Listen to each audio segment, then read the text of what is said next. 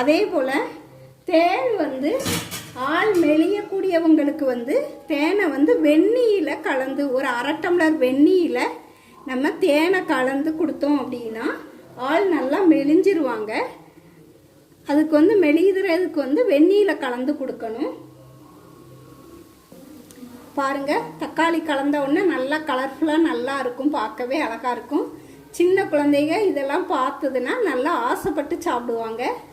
நல்லா டேஸ்ட்டும் நல்லா இருக்கும். நம்ம கடலை பருப்பும் துவரம் பருப்பும் கலந்து நம்ம தோசை சுடும்போது அந்த டேஸ்ட்டை விட இப்போ கடலை பருப்பு மட்டும்தான் நான் ஒரே பங்காக எடுத்திருக்கேன், ரெண்டையும் சேர்ந்த அளவாக எடுத்திருக்கேன். இது 1/4 டம்ளர் எடுக்கிறதுக்கு நான் 1/2 டம்ளராக எடுத்திருக்கேன். இந்த கடலைப்பருப்பு மட்டும் சேர்த்துருக்கிறது நல்லா டேஸ்ட்டாக இருக்கும். கடலைப்பருப்பு டேஸ்ட்டு நல்லா இருக்கும்.